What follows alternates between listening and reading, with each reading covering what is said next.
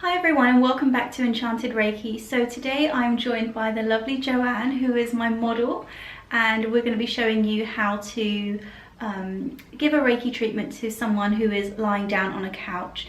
Now this is an actual couch, we're not on a bed here, we're on an actual Reiki table, and I'm sitting on a stool at the top of the bed. So we're going to start with the basic hand positions, and actually before I do, I will say you want to make sure that both you and the recipient are very comfortable. So here we have a pillow under her head. We actually also have one under her knees as well, just so that you know, it just makes everything a little bit more aligned and her legs won't ache and her back won't ache. Also, you have the option to, or you should give the recipient the option to use a blanket if they wish. We're not using one for the purpose of this demonstration so that you can see the hand positions properly, but most people will want a light blanket, not so much for the warmth but more for the security because they are lying down. So starting off, I'm going to show you one hand position, which I don't normally do when I'm sitting down because it's quite awkward for your hand. It's not very comfortable, but if you are standing at the head position, this is a really good one to do as well. So Joanne, I'm just going to ask you to lift your head ever so slightly. I'm going to slide my hand, one hand underneath, and the other hand is just going to go here just at the hairline. This is, as you can see, it's slightly awkward for me. I can do it sitting down, but it is a lot more comfortable standing up because this arm that's underneath the head is more stretched and therefore it's just slightly more comfortable. So thank you. So if I'm sitting down, I tend to start at the head. So I will place my hands here on the head, which is the crown. Of course, you want to ask the recipient if they are more comfortable with hands on or hands off. Usually they don't mind.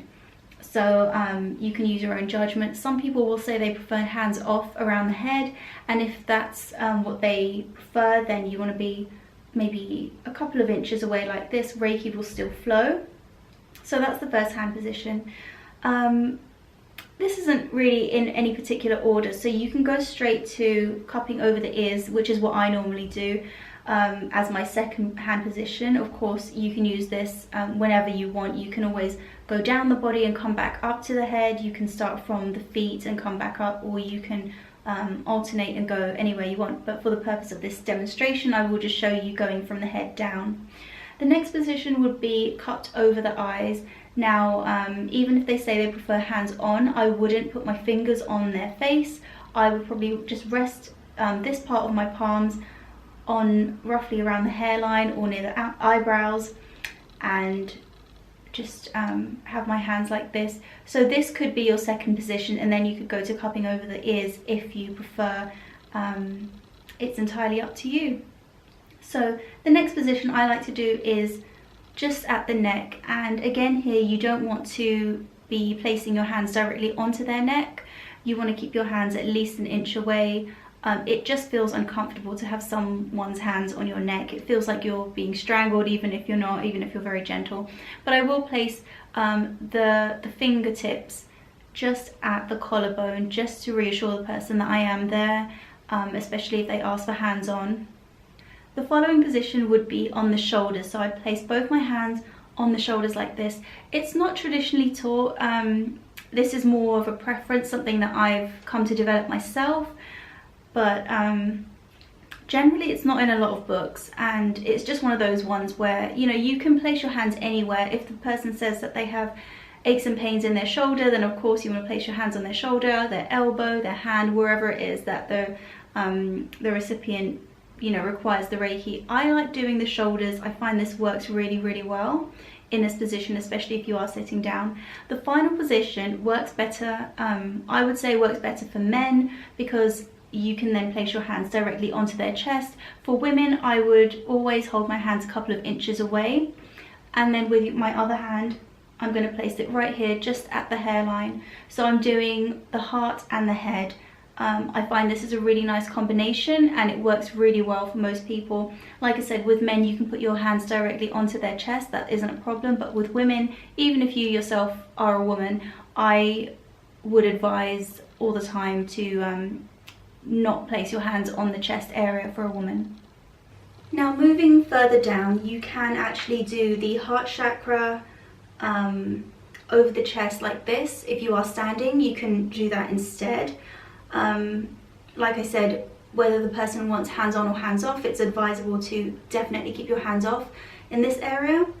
And then moving down, you have the solar plexus, which is roughly around here at the base of the rib cage. Now there are a few different ways you can place your hands. You can place your hands like this, side by side, if the person is taller and there is enough space.